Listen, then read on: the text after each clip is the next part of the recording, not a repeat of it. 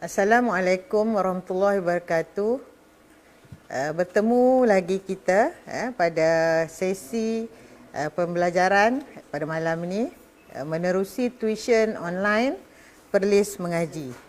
Jadi terima kasih diucapkan kepada Jabatan Agama Islam Perlis, Majlis Agama Islam Perlis dan Jabatan Pendidikan Negeri Perlis kerana memungkinkan pelaksanaan program tuition online sempena PKP COVID-19 Perlis Mengaji. Okey, apa khabar anak-anak sekalian? Jadi diharap semuanya dalam keadaan sihat, ya. Telah makan malam, ya, bersedia dengan pensil ataupun pen, ya, alat-alat tulis dan juga buku catatan. Okey. Cikgu Wiyati akan sambung sains SPM bagi sesi ataupun bahagian yang kedua, kemahiran proses sains. Okey, untuk bahagian kedua kemahiran proses sains ni, kalau anak-anak masih ingat, dalam sesi yang pertama ataupun bahagian pertama, cikgu telah pun menyatakan terdapat 11 aspek kemahiran proses sains dalam bahagian A kertas 2 sains. Okey, jadi ada 11 dan dalam sesi yang pertama ataupun bahagian yang pertama kita telah pun membuat ataupun menyelesaikan aspek memerhati, membuat inference, mengelas dan sedikit berkomunikasi. Jadi pada sesi kali ini kita akan menyambung aspek yang lain lagi. Jadi diharap pada sesi yang kedua ini kita dapat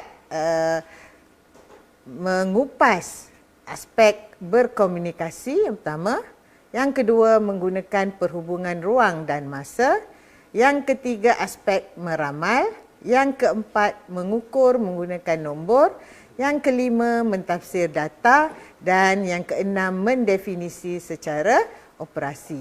Jadi cikgu berharaplah kita dapat menyelesaikan 6 lagi aspek pada kali ini. Jadi kita teruskan.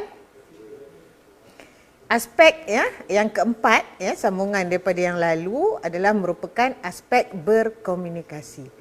Jadi apakah dia aspek berkomunikasi? Jadi kalau mengikut macam yang cikgu lakukan sekarang ni pun berkomunikasi kan. Tetapi dari segi saintifik, apa yang dimaksudkan dengan berkomunikasi adalah mempersembahkan maklumat atau idea dalam pelbagai bentuk seperti jadual, graf, rajah ataupun model. Okey? Itu dia. Tetapi selalunya dalam sains kertas 2 ini, selalunya komunikasinya adalah dalam bentuk graf. Dalam bentuk graf. Okey, jadi bagaimana soalan-soalan yang dikemukakan? Okey, sebelum kita melihat kepada soalan-soalan, jadi kita kena tahu ada berapakah bentuk graf.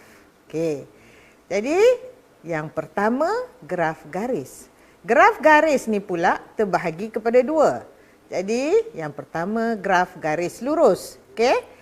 Dan yang kedua graf garis lengkung, okey. Jadi ada 2 graf garis. Graf yang seterusnya ialah carta palang ataupun carta bar, okey. Kadang-kadang gunakan carta bar, kadang-kadang digunakan carta palang. Jadi ikutlah maksud yang sama. Tapi kalau bahasa Inggeris dia tetap dikenali sebagai bar chart. Okey. Okey, untuk yang seterusnya, graf yang ketiga adalah histogram. Jadi ada 3 graf, graf garis, graf bar dan histogram. Okey, sekarang kita pergi kepada contoh. Jadi untuk contoh yang pertama, untuk graf garis lurus, kita akan lihat contoh yang pertama. Jadi dalam contoh yang pertama ni, kita perhatikan bahawa dipaksi X adalah daya yang bertindak pada omboh besar dalam unit Newton, manakala daya yang bertindak pada omboh kecil adalah merupakan paksi Y. Jadi paksi X adalah pemboleh ubah dimanipulasikan, manakala paksi Y adalah pemboleh ubah bergerak balas. Jadi kalau kita perhatikan data, kita dapati ada satu data yang tiada, iaitu pada daya umbuh besar 8. Jadi tiada daya pada umbuh kecil, dibiarkan kosong. Okey, macam mana kita nak buat? Tak perlu anak-anak tak perlu susah hati. Jadi tugas yang pertama adalah mesti plot. Jadi bila graf garis, ambil pensil dan tandakan. Okey, jadi kita tandakan semua titik. Okey, bila kita tandakan semua titik, perhatikan titik itu hendaklah ditandakan sama ada dengan tanda pangkah ataupun dengan tanda bulat dan mesti jelas supaya pemeriksa dapat melihat. Ini kadang-kadang nampak garisan aja, tak nampak pun tandaan pada graf tersebut. Okey, seterusnya bila kita tengok macam ni, kita tahu bahawa dia akan membentuk garis lurus. Jadi garis lurus ni sekurang-kurangnya 2 titik. Kan? Jadi maknanya ambil pembaris dan gariskan. Gariskan mengikut apa? Sehingga semua titik-titik itu bertemu. Okey, sehingga titik-titik itu bertemu. Okey, jadi bila kita sambungkan dia menjadi seperti ini, maka kita dapatlah satu garis lurus. Selesailah tugas kita dan kita dapat 2 markah. Jadi pemarkahan dia adalah yang pertama, semua titik hendaklah betul.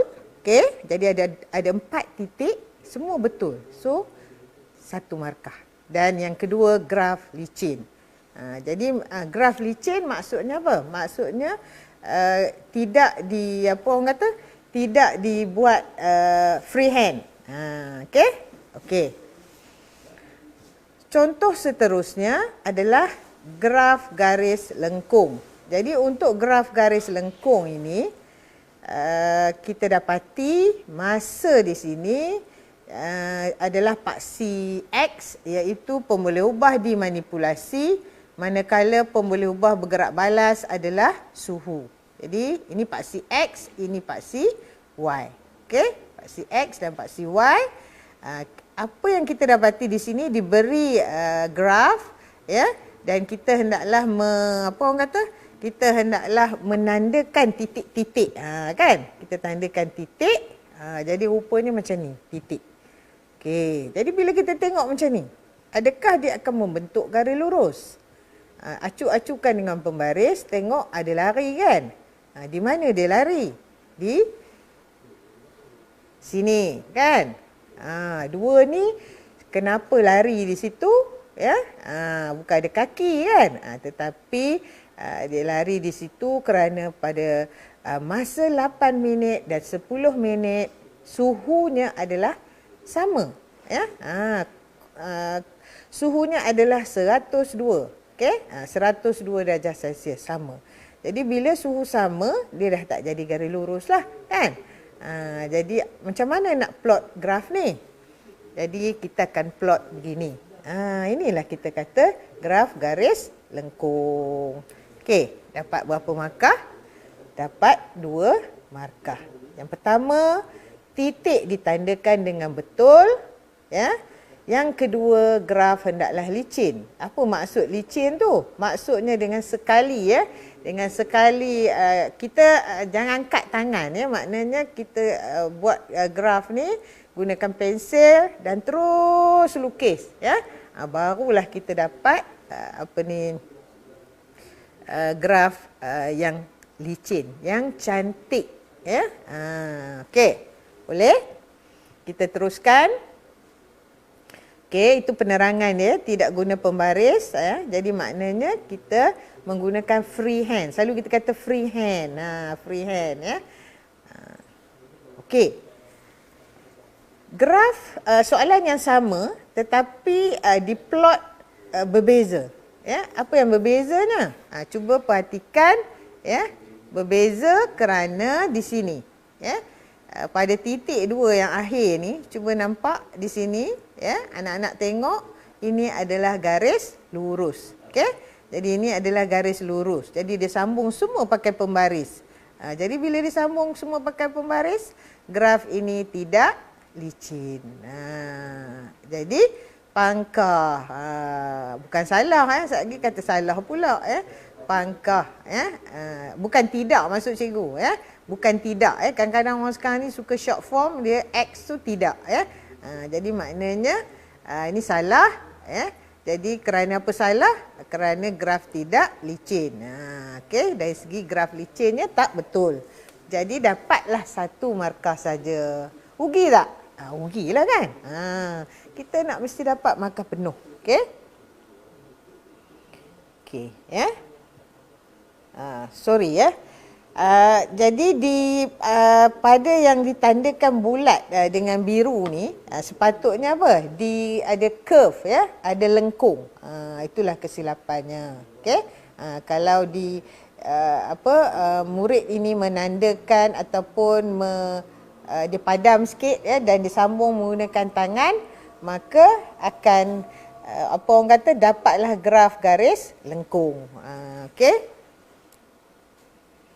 Okey, contoh yang ketiga. Dalam contoh yang ketiga ni, dia merupakan graf garis lurus juga. Okey, kita perhatikan pada paksi X jisim tin, manakala pada paksi Y masa yang diambil untuk tin berhenti berayun. Kalau kita lihat di sini, untuk paksi X 50, 100, 150, 200, 250. Okey, tetapi kalau kita lihat dari segi masa, kita dapati skala di sini, skala masa ni dia punya apa kita kata, jawapannya adalah tidak konsisten.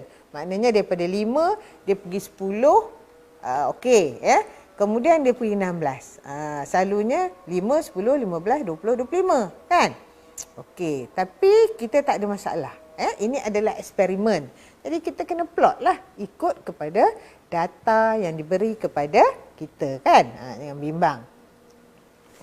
Ini adalah kertas graf yang diberi. Jadi kita naklah menandakan pada kertas graf ini. Okey, macam mana kita nak tanda? Kita tandalah.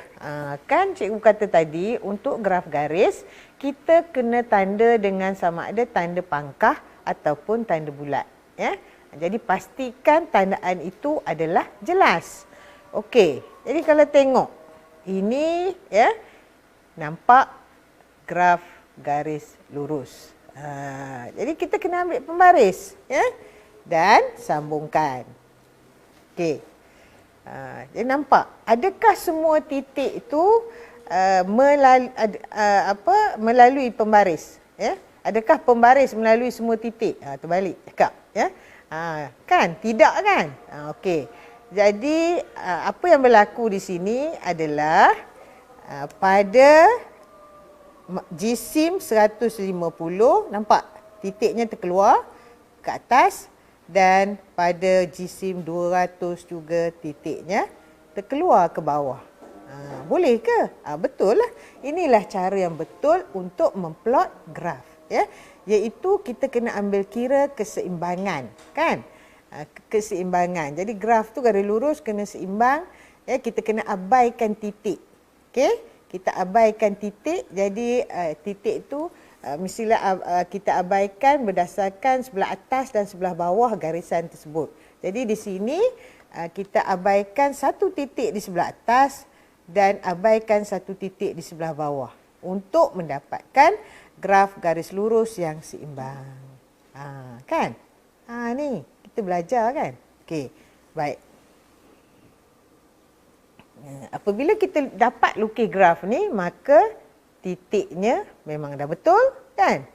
Graf pun licin. Dapatlah 2 markah. Okey. Okey, tengok jawapan yang kedua, Jawapan yang kedua, katalah anak yang lain pula, ataupun pelajar yang lain pula. Okey, dia buat begini. Ini maksudnya apa? Kerana pelajar kita ada juga yang mungkin tak bawa pembaris, ya, ataupun memang suka-suka nak jawab apa orang kata freehand. Jadi dia pun buat freehand, jadilah macam garis yang ditunjukkan di sini. Okey? Jadi apakah graf ni betul? Okey? Sudah semestinya tidak betul. Okey? Hanya titik dia betul, tetapi dari segi kelicinan graf tidak licin. Dapat apa markah? 1 markah sahaja. Okey? Rugi kan? Rugi. Okey. Okey, habis dengan graf garis, kita pergi kepada carta bar. Okey? Macam mana nak lukis carta bar? Ingat lagi dalam aspek mengelas, ya, dalam aspek mengelas kita dah bincangkan hari itu. Kita mengelas bilangan pelanggan yang berambut lurus dan kerinting, 30 orang. Jadi didapati 12 orang berambut lurus dan 18 orang berambut kerinting. Jadi soalannya, tak ada, cikgu tak tulis sini, tak type sini, ya. Soalannya adalah lukis graf bar ataupun carta bar, ya, bagi data ni lah dengan menggunakan jadual ini. Lukiskan carta bar ataupun carta palang. Jadi macam mana kita nak lukiskan? Cuba perhatikan, cuba anak-anak perhatikan di sini. Pada paksi Y, bilangan pelanggan. Betul kan? Okey, kemudian dia ada apa ni? Skala dia, dan skalanya 0, 3, 6, 9, 12. Okey, ada ditulis di sini. Berlabel, ya. Seterusnya, kita lihat pada paksi X, kita dapati jenis rambut. Jenis rambut ada berapa? Ada 2, kan? Lurus dan kerinting. Tetapi kalau diperhatikan di sini, tiada pula dilabelkan pada paksi X ini. Jadi apa perlu kita buat? Okey? Mestilah kita kena label. Okey? Okey, jadi yang pertama kita labelkan dulu. Okey? Lurus, kerinting. Okey, graf bar adalah apa ni, ataupun carta bar, ya. Carta bar ni kotak kan? Selalu kata kotak, ya. Anak murid cikgu selalu kata kotak, ya. Dia kata graf kotak ke cikgu? Graf garis. Macam itulah, ya. Okey, jauh kan? Jauh atau rapat. Ni jauh. Jadi lukiskan untuk rambut lurus, ya, ikut dia punya bilangan 12. Okey. Kemudian rambut kerinting 18. Jadi beginilah yang kita dapat. Okey. Jadi kita kena tulis, ya.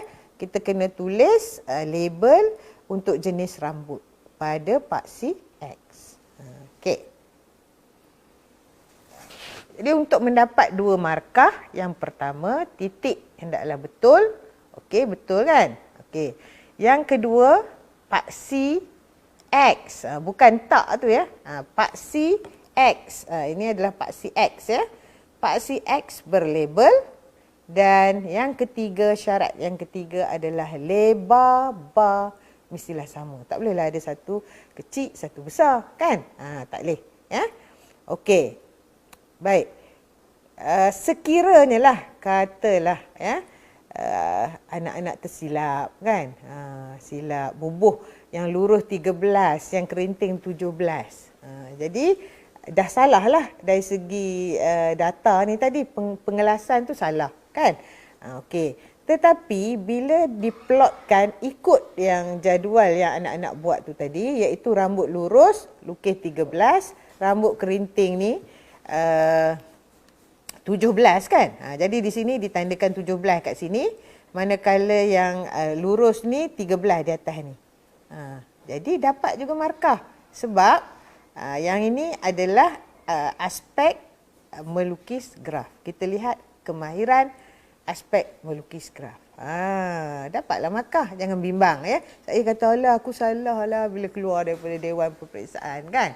Salah lah tadi, ya, kan, menangis-nangis, ya. Tak apa, betul, ya. Okey, jangan bimbang. Cuma ruginya pada aspek mengelas tadi, salah, ya. Seterusnya, Contoh yang kelima ni adalah histogram. Jadi jenis graf yang seterusnya adalah histogram. Jadi hari tu pun kita dah bincangkan semasa pengelasan jisim murid ya di sini dan tentukan bilangan murid. Jadi data sudah didapat ya ataupun data sudah anak-anak perolehi. Jadi tugasnya sekarang hendaklah apa? Hendaklah mengisi. Jadi buatlah. Okey. Jadi bila dilukis kita dapatlah bentuk yang macam ni. Betul tak? Ini histogram. Ya, betul lah ya sebab histogram mesti rapat kan? Okey. Syarat untuk dapat markah ya iaitu 2 markah dalam pembinaan histogram ni. Yang pertama, semua titik hendaklah betul. Ya, lebar bar sama macam tadi kan? Dan bar mesti rapat. Kan? Bar mesti rapat. Kalau jauh-jauh kurang 1 markah. Okey? Okey. Dan apa jadi? Macam kes tadi jugalah. Kalaulah data dari segi bilangan murid ni silap. Sama macam tadi juga. Katalah di sini silap. Tetapi bila diplotkan graf dia mengikut betul-betul data yang diperolehi. Jadi tak dipenalize lah ya. Pelajar tersebut ataupun calon tersebut tak dipenalize. Maknanya dia dapat markah untuk aspek kemahiran melukis graf. Jangan bimbang ya. Next.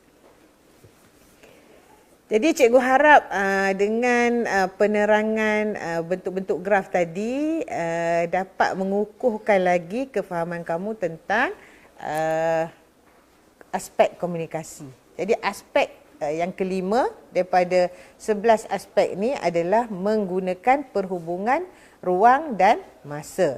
Jadi menggunakan perhubungan ruang dan masa ni adalah melibatkan graf jugalah. Okey. Jadi apa maksud dia? Maksudnya memerihalkan perubahan parameter seperti lokasi, arah, bentuk, saiz, isi padu, berat dan jisim sesuatu objek dengan masa. Baik. Jadi cikgu akan bagi contoh yang berkaitan dengan graf lah. Yang kita dah buat tadi. Okey, contohnya bila kita dah lukis graf ni, dalam contoh yang pertama kita dah lukis graf ni, jadi soalan akan tanya begini. Apakah hubungan antara jisim tin dengan masa yang diambil bagi tin untuk berhenti berayun? Jadi hubungan kan? Apa hubungan dia? Jadi kita tengok garis lurus kan? Jadi hubungan ni mesti menghubungkan di antara pemboleh ubah dimanipulasi iaitu paksi X dan pemboleh ubah bergerak balas iaitu paksi Y. Mesti paksi X dulu dimanipulasikan dulu barulah bergerak balas. Okey, jadinya menjawab persoalan ini kita boleh jawab jisim tin bertambah, masa yang diambil untuk tin berhenti berayun bertambah. Tetapi cikgu tahu ya, ramai anak-anak suka menjawab begini. Betul tak? Dan cikgu-cikgu pun ajar begini kan? Boleh ya, yang ni pun betul lah. Semakin bertambah jisim tin, semakin bertambah masa diambil untuk tin berhenti berayun. Ingat ya, kalaulah kata anak-anak jawab semakin bertambah jisim tin, semakin bertambah masa, titik. Tak boleh ya. Sebab masa ni sekarang ni selalu masa jadi pemboleh ubah dimanipulasi kan. Tapi sekarang masa menjadi pemboleh ubah bergerak balas. Jadinya mesti betul-betul ya lengkap ya, masa diambil untuk tin berhenti berayun. Okey, lepas tu ada pula macam anak murid duk tanya, cikgu kalau semakin bertambah jisim tin semakin meningkat masa boleh tak? Boleh lah ya. Yang semaksud dengan bertambah. Jadi maknanya semakin bertambah jisim tin, semakin meningkat masa diambil untuk tin berhenti berayun pun betul. 1 markah. Okey, contoh yang kedua. Dalam contoh yang kedua ni, ya, dah lukis-lukis graf, dapat graf begini. Jadi, soalannya tanya macam ni. Apakah hubungan di antara suhu dengan masa dalam 8 minit yang pertama? Jadi, 8 minit yang pertama ni, di mana? Di sini kan? Di sini. Okey? Tu, ya, yang cikgu tandakan dengan kotak biru tu. Okey? Jadi, hubungan yang tu kita nampak macam mana? Garisan, garis lurus kan? Garis lurus. Okey. Jadi jawapannya tak lain tak bukan masa bertambah, suhu bertambah. Ataupun kalau kita guna semakin bertambah masa, semakin bertambah suhu. Ingat ya, kita dahulukan pemboleh ubah dimanipulasi. Semakin bertambah masa, semakin bertambah suhu. Kalau terbalik, semakin bertambah suhu, semakin bertambah masa, kosong markah. Tak boleh lah. Ya? Mana boleh hubungan tu diterbalikkan. Ya? Salah. Ya? Okey. Next. Okey. Untuk meramal. Ya? Aspek meramal. Jadi apakah meramal? Adakah hari akan hujan besok? Kita kata ramalan cuaca tu kan. Jadi kita nak meramal ni, membuat jangkaan secara kualitatif ataupun kuantitatif tentang sesuatu peristiwa berdasarkan pemerhatian, pengalaman dan data yang boleh dipercayai. Okey. Okey. Jadi graf juga ya, sebab yang ni macam kembar tiga lah, yang sesi sebelum ni pemerhatian dengan inference tu kembar dua kan. Yang ni kembar tiga. Jadi berkomunikasi yang pertama. Lepas tu kita lukis graf kan. Komunikasi tu lukis graf. Yang kedua adalah hubungan hubungan di antara ruang dengan masa. Dan yang ketiga adalah meramal. Jadi dalam soalan graf 3 aspek boleh ditanya. Tapi kadang-kadang dia tanya 2, kadang-kadang dia tanya 3-3 ya, bergantung kepada soalan. Okey, untuk soalan ni apakah yang disuruh kita ramal? Jadi dia suruh kita ramal suhu pada masa 12 minit. Kita dah lukis-lukis. Jadi ramal ni mesti berdasarkan data yang sedia ada, ya. Okey, data kita apa dia? Kita sampai sini. Cuba lihat, kita ada 10, 102. Jadi 12 berapa? Kan? Okey, jadi kita berpandukan kepada titik-titik ini, kita dapati pada masa 8 minit 102 darjah Celsius suhunya, dan pada 10 minit 102 darjah Celsius juga. Okey? Okey, jadi sama. Jadi kalau sama ni macam mana kita nak ramal? 12 macam mana? Dah 2 tu sama. Ya? Sama juga kan? Pandai. Okey, bagus. Memberi fokus ya, apa yang cikgu ajar. Okey, jadi jawapan di sini balik semula ya, patah balik 102 darjah Celsius. Okey, kita teruskan dengan contoh yang kedua. Contoh yang kedua ni adalah graf garis lurus. Dah lukis graf jadi begini kan? Jadi seterusnya dalam graf tersebut ya, sebelum tu ya, soalan dia bertanya, jika jisim tin ialah 300 gram, ramalkan masa yang diambil bagi tin untuk berhenti berayun. Jadi kita dah ada sampai 250 ni, 26. Jadi 300 berapa? Nak ramal macam mana ni? Okey, kita mesti ingat meramal berdasarkan data yang kita dah ada. Jadi kita lihatlah di sini ya. Okey. Daripada jisim 50 gram hingga 100 gram tu mula-mula 5 minit, lepas tu 10 kan? Berapa? Jadi di antara 5 hingga 10 tu 10 tolak 5 kan? Okey. Jadi seterusnya kita pun kira 10 dengan 16 tu berapa? Ya, 16 hingga 20 tu berapa? Jadi kita akan dapatlah begini. 10 dengan 16, 6. 16 dengan 20, 4. Ya? 20 dengan 6. 20 dengan 26, 6. Okey. Sekarang ni yang dia suruh kita ramal tu.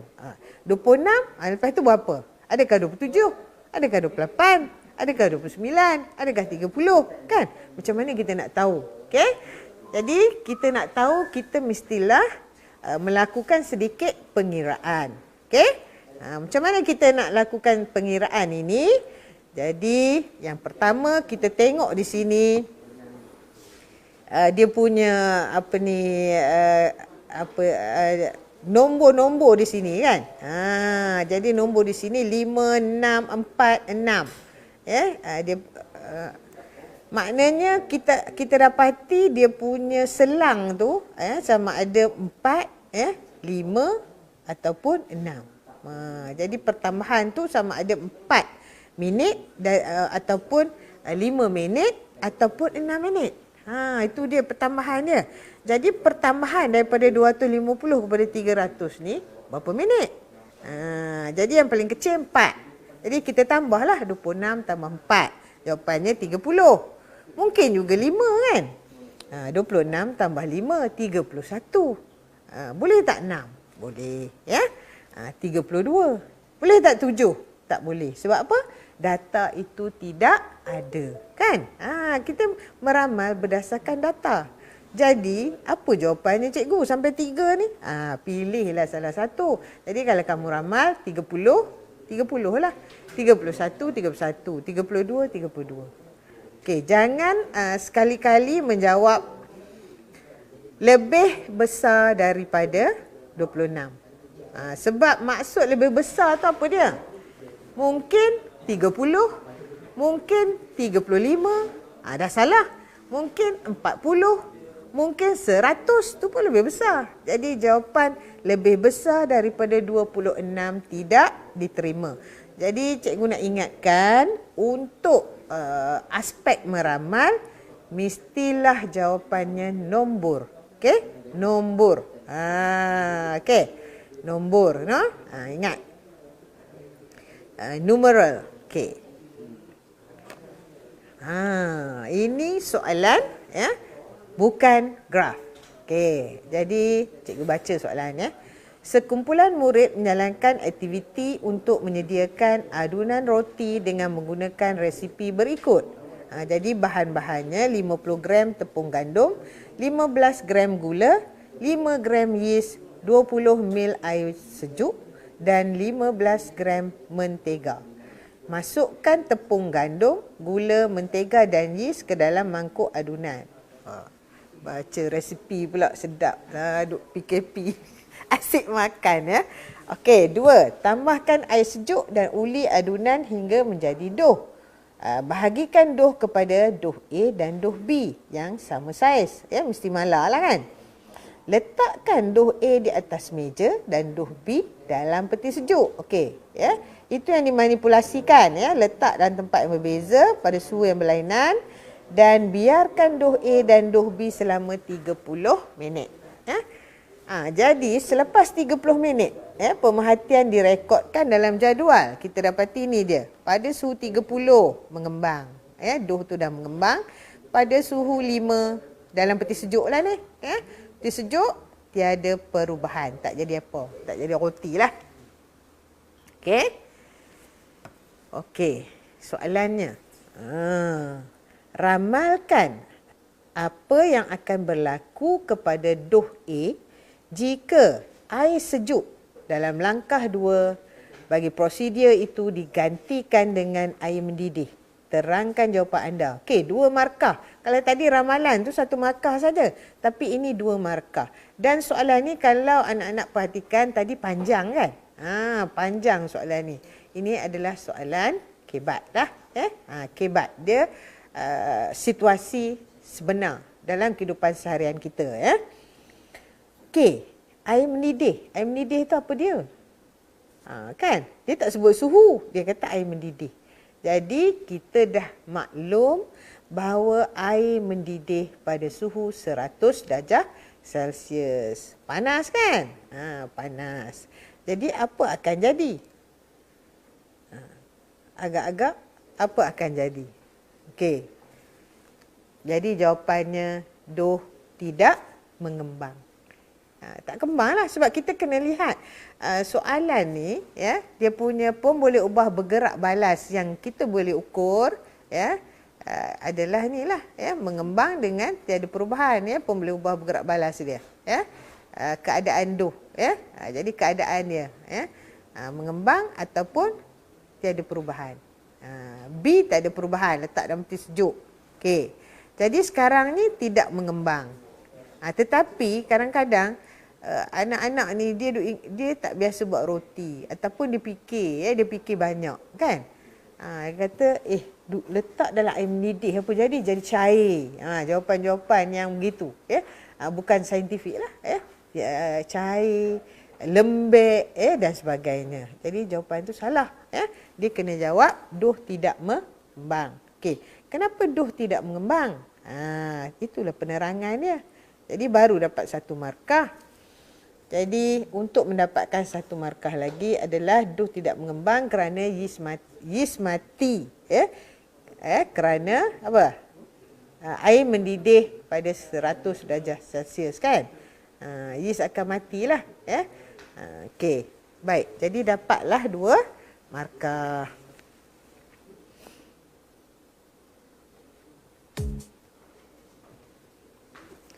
Okey, rasanya anak-anak dah rasa penat sikit. Jadi kita nak take 5 ya. Kita nak take 5. Jadi untuk take 5 ni kita akan buat senam otak. Senam otak ataupun brain gym ya. Okey, mari kita buat bersama-sama.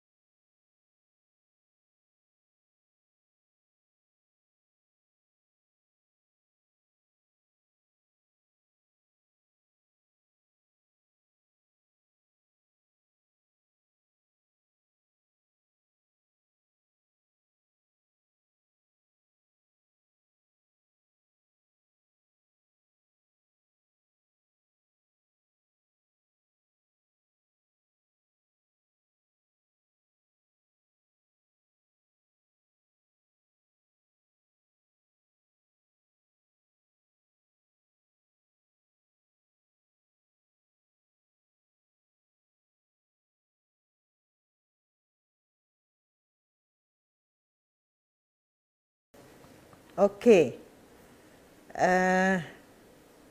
Apakah yang anak-anak buat tadi? Okey.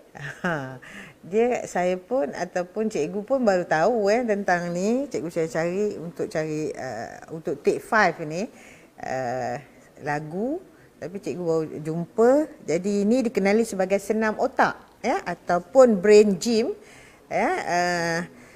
yang diasaskan oleh pasangan Dennison. Jadi dia adalah untuk menenangkan sistem saraf pusat, dan mengaktifkan otak kanan dan juga otak kiri. Bagus untuk pelajar, guru, siapa-siapa saja, terutamanya yang stres-stres. Jadi boleh buatlah aktiviti ni, tak perlu pergerakan sangat kan. Sederhana. Tapi kalau kita lihat tadi macam susah kan, sebab kita kena guna kedua-dua otak. Selalu kita banyak guna otak kiri, tapi ini pun kita guna otak kanan. Kita kena ingat bahawa otak kiri dia mengawal pergerakan tangan kanan, manakala otak kanan mengawal pergerakan bahagian kiri badan kita. Jadi kita nak seimbangkan. Tapi kalau lama-lama dengan latihan, insya-Allah boleh. Bila boring-boring belajar boleh buat. Okey, aspek yang seterusnya adalah mengukur menggunakan nombor. Jadi mengukur menggunakan nombor ni ada dua, sama ada menggunakan alat berunit piawai. Apa dia alat berunit piawai ni? Termasuklah termometer, voltmeter, ammeter, silinder penyukat dan juga neraca spring. Ini adalah alat berunit piawai. Ataupun yang kedua adalah mengukur menggunakan pembaris. Sebab itu semasa peperiksaan kita hendaklah membawa pembaris. Satu untuk melukis graf, satu lagi untuk mengukur. Kalau soalan mengukur menggunakan nombor, kita kena guna pembaris. Okey. Jadi cikgu ada beberapa contoh di sini.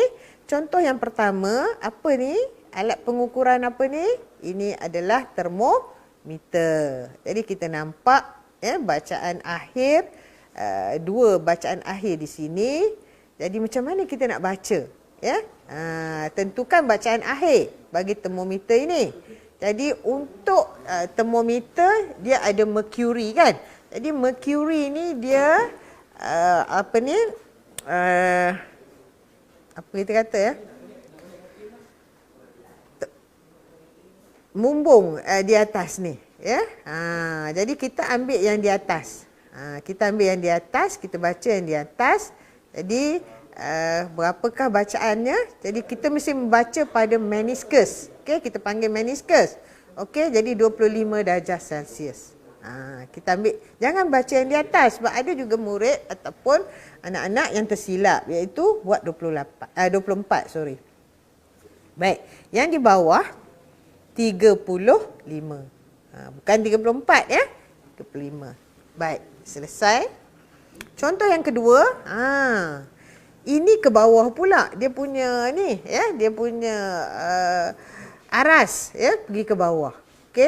Ini adalah air ataupun larutan. Jadi larutan ini ke bawah. Macam mana kita nak baca? Dan kalau kita perhatikan di sini, yang kecilnya 10 ni di atas. Ni 20, kemudian 30. Di sini ada anak yang tersilap menjawab 30.5. Sedangkan jawapannya kita kena ambil dari kecil ke besar.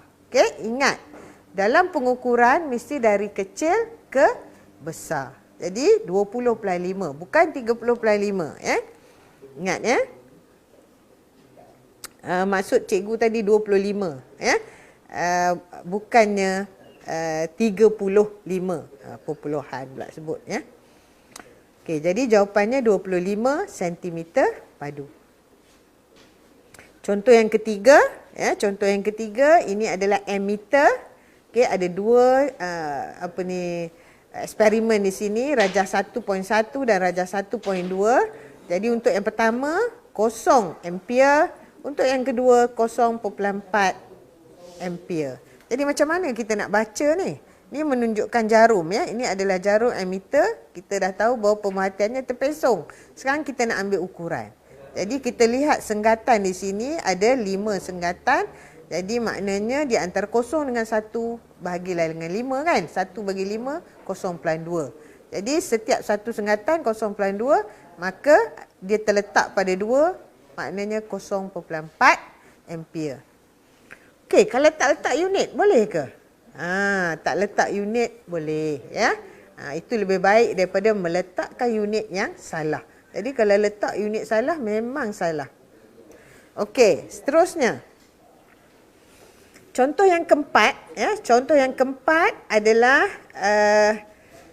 ukur kedalaman lekukan. Jadi ini adalah tekanan anak-anak belum belajar lagi ya. Tapi tak apa ya, untuk kemahiran proses sains ni kalau kita tak belajar pun kita masih lagi boleh menjawab soalan tu.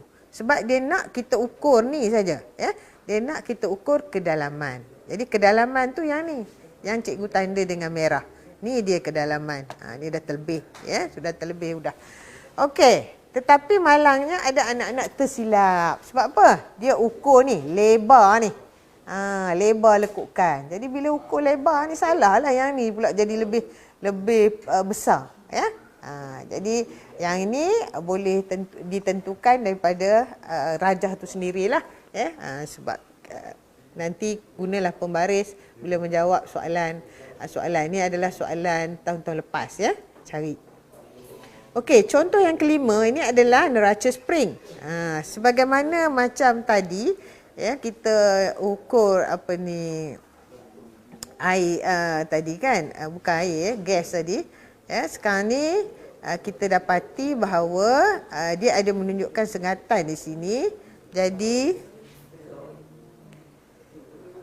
sengatannya di situ ya. Jadi kita dapati bahawa kita kena baca daripada atas ke bawah. Okey, jadi maknanya kita baca 2.5.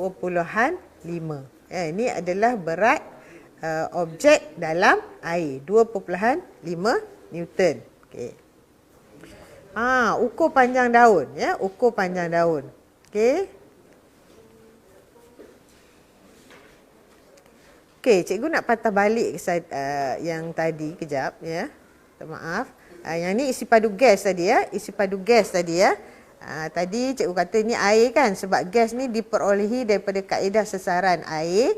Jadi ini gas. Jadi kita kena ukur gas tu daripada kosong di sini sehinggalah di sini. Jadi gas tu adalah 25 cm padu ya. Okey. Kita teruskan. Okey, pergi kepada slide seterusnya. Okey, jadi ini adalah panjang daun. Okey, kita ukurlah panjang daun. Dan mentafsir data. Sekarang aspek yang terakhir adalah mentafsir data. Okey. Contoh ya. Jadi ini kita dah lukis tadi carta bar ya, rambut lurus dan rambut kerinting. Jadi dia boleh tanya kita tafsir data. Jadi maknanya kita nak tafsir data ni berdasarkan carta bar yang ditunjukkan dalam rajah di atas, nyatakan jenis variasi. Jadi dah lukis ni. Dah lukis. Apa jenis variasi ni? Dia adalah berdasarkan kepada teori yang kita pelajari. Kan? Dia adalah berdasarkan kepada teori yang kita pelajari. Jadi ini adalah variasi tak selanjar. Okey. Ya, variasi tak selanjar.